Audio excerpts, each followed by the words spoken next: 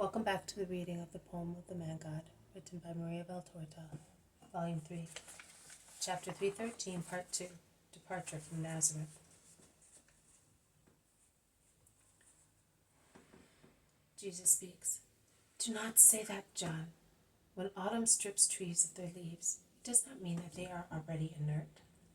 On the contrary, they work with concealed energy to prepare the triumph of the next fructification. It is the same with you. You have been stripped by the cold wind of your pain. But in actual fact, in the depths of your soul, you are already working for new ministries. Your very grief will be a spur to be active. I am sure of that. And then you, always you, will be the one to help me, a poor woman who has still so much to learn to become something of Jesus. Well, what do you expect me to be? There is nothing I can do. I am a done man. No, it is not right to say that. Only a dying man can say, I am a finished man. Nothing else. Do you think that you have nothing else to do? You still have to do what you told me one day, to complete the sacrifice. How can you?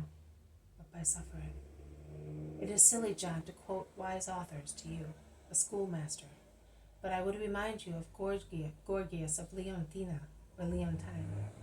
He taught that one does not expiate in this life or in the next one, but through sorrow and suffering. And I would remind you also of our great Socrates. To disobey who is above us, be it God or a man, is evil and shameful. Now, if it was right to do so for an unjust judgment passed by unjust men, what will it be done? What will it be if done by order of the most holy man and of our God? Obedience is a great thing, simply because it is obedience.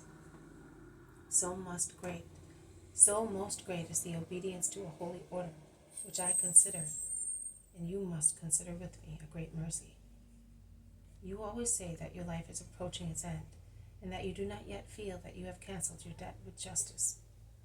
So why do you not consider this deep grief as a means of cancelling your debt, and do so in the short time you still have? A great grief to achieve a great peace. Believe me, it is worth suffering it. The only important thing in life is to have conquered virtue when we arrive at the hour of our death. You encourage me, Syntyche. Please always do so. I will, I promise you, here, but comply with me as a man and as a Christian. The meal is over. Mary collects the pears which have been left and puts them in a vase, which she hands to Andrew, who goes out and comes back in saying, It is raining harder and harder. I would say that it is better. Yes. It is always an agony to wait. I'm going at once to prepare the donkey, and you can come as well with the chests and everything else. You too, Porphyria, quick. You are so patient that even the donkey is subdued and allows you to dress it. He says exactly that, without reacting. Afterwards, Andrew will do it, as he is like you. Quick, all of you. And Peter pushes everybody, with the exception of Mary, Jesus, and John of Endor and Syntyche, out of the room and the kitchen. Master, oh Master, help me. The hour has come, and I feel that my heart is breaking. It has really come. Oh, why, good Jesus, did you not let me die here, after I had received the dreadful news of my sentence, and I had striven to accept it? And John collapses on Jesus' chest, weeping distressingly. Mary and Syntyche endeavor to calm him, and Mary, although always so reserved, detaches him from Jesus, embracing and calling him, my dear son, my darling son. Syntyche in the meantime kneels at Jesus' feet, saying, Bless me, consecrate me, that I may be fortified.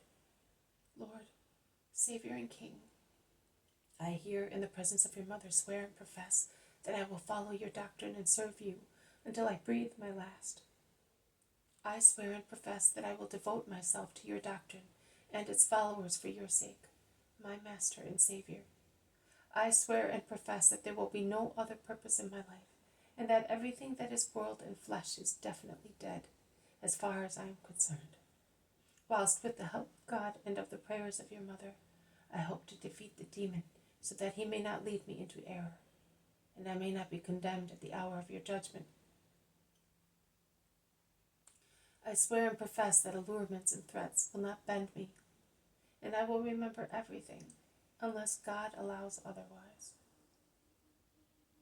But I hope in him, and I believe in his bounty, whereby I am sure that he will not leave me at the mercy of obscure powers stronger than my own.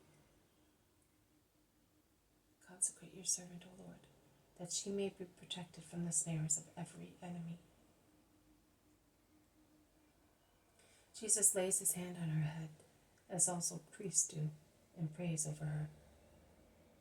Mary leads John beside Syntyche and makes him kneel, saying, Bless this one too, son, that he may serve you with holiness and peace.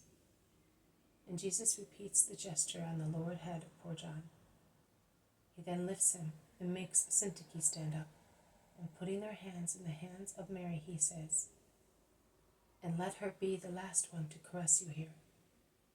And he goes out quickly. I do not know where. Mother, goodbye. I will never forget these days, moans John. Neither will I forget you, dear son. I too, mother. Goodbye. Let me kiss you once more. Oh, after so many years, I had satisfied my desire for maternal kisses, but no longer now. Syntyche weeps in the arms of Mary, who kisses her. John sobs unreservedly. Mary embraces him also.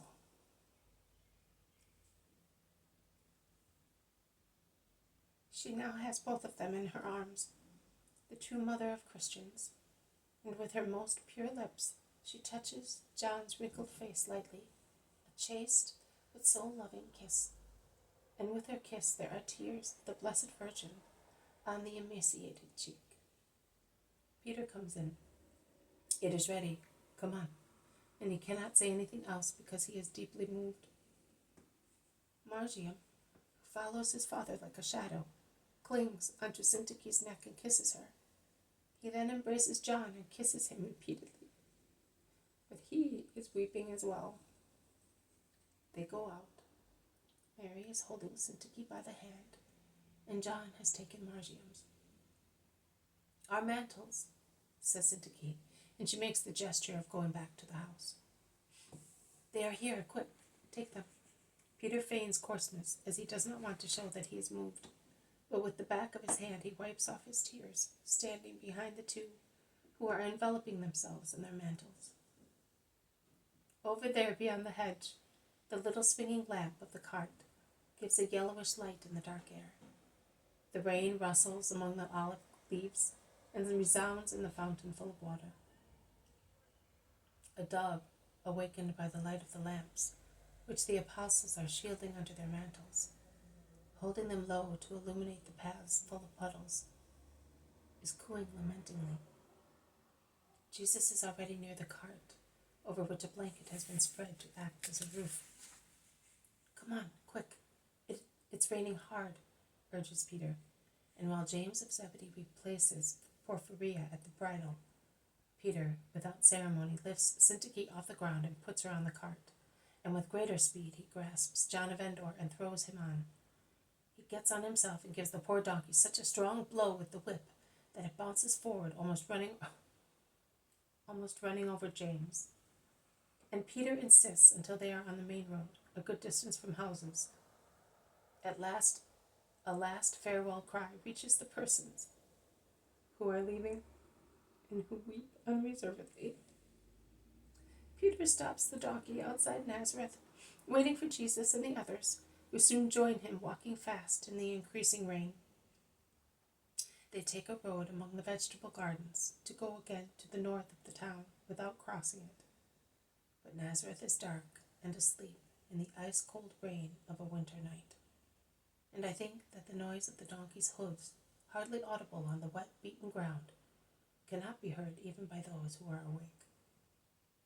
The group proceeds in dead silence. Only the sobs of the two can be heard, mingled with the sound of rain on olive leaves. This has been a reading from the poem of the Man God, written by Maria Valtorta, Volume 3. Chapter 313, Part 2, Departure from Nazareth. Thank you for listening. I will see you tomorrow.